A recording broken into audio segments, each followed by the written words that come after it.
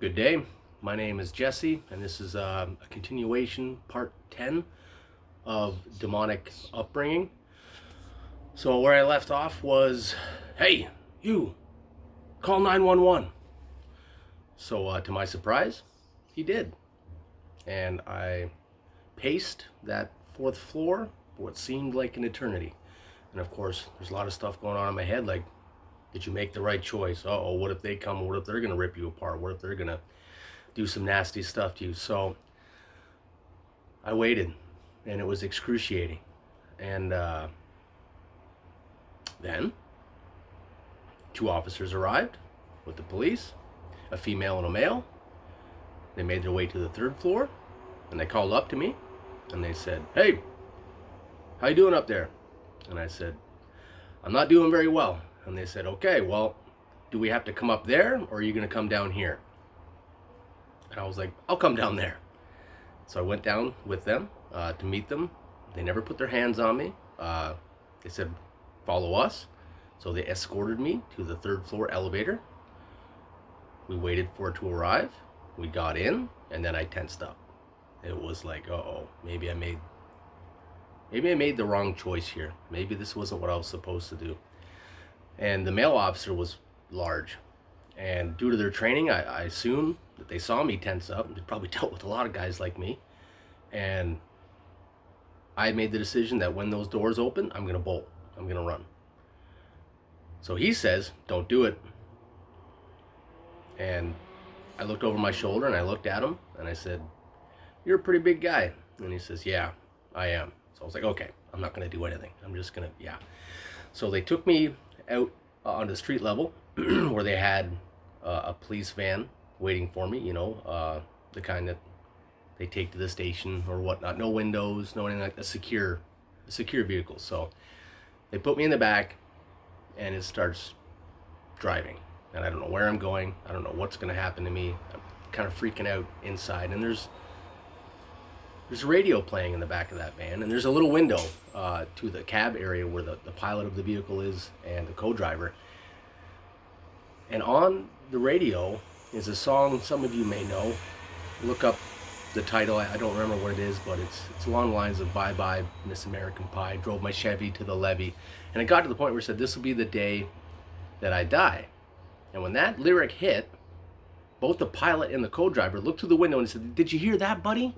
This is going to be the day that you die. And I'm like freaking out internally. I'm like, oh man, I made the wrong choice. Now, oh, I'm dead. I'm so dead. And I'm terrified, right? So I don't remember how long the ride was. Next thing you know, vehicle comes to a stop. The rear doors open. I get out of my own free will. They didn't have to drag me out. I was surrendered at this point. This is it. I'm done. And they took me into, as I observed, seemed to be a hospital. So they took me to the hospital. We waited in a hallway with them. Again, this is all really fuzzy. And they sit me down. They have two chairs. They sit down with me, and they just start talking to me.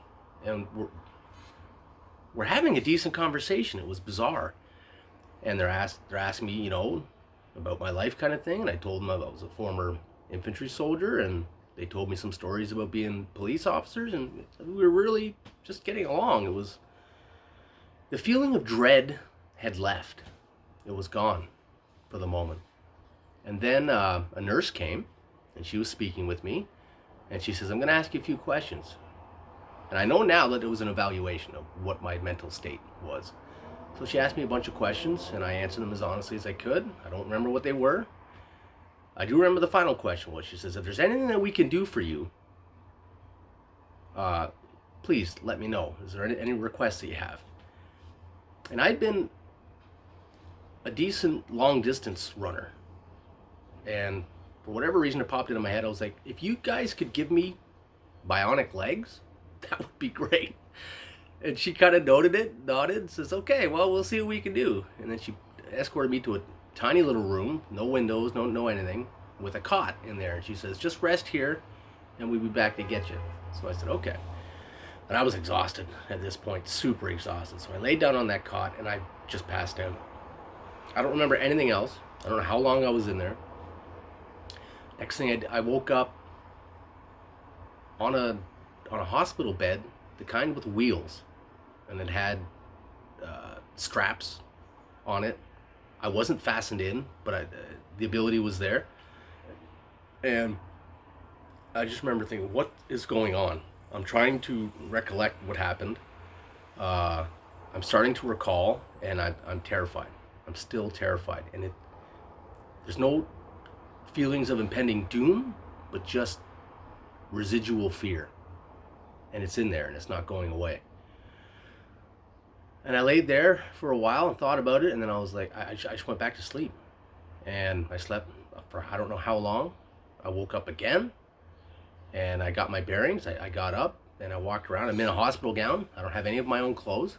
And I can see that there's like caged mesh on the windows. So I'm in a secure environment, and everybody else is wearing the same type of attire that I'm wearing. Nobody's really talking to anybody, and some of them are behaving quite strange. And I finally realized that I'm in likely a psychiatric facility. So I'm like, great. Well, at least nobody's trying to kill me, so this is a good thing. I go back to the bed that I found myself on, and I laid back down. And then next thing you know, I don't know how much time passed. The same guy that was sitting on my couch during that mushroom trip that said, yeah, we are evil, came to visit me. And he brought me a comic book, and it was all like, I was terrified of this guy. He was evil, and I'd come to the conclusion that I was not. And he did his best to try to talk to me, but I wasn't very receptive. And I had all my internal walls up. It was just, but I wasn't rude either. I'm not like that. So he left me with a comic book, which I looked at and was just like, I don't want anything to do with this kind of thing. It just opened my mind up. It opened up to possibilities that I had never even ever thought of. And it was bewildering, confusing, terrifying, and I was at its mercy. So I went back to sleep again, and I woke up in the evening, and all this time this room I was the only one in it. And this time I woke up, the guy that had brought the comic book with me also brought a pad of paper and a pen, and they left all that on the tray.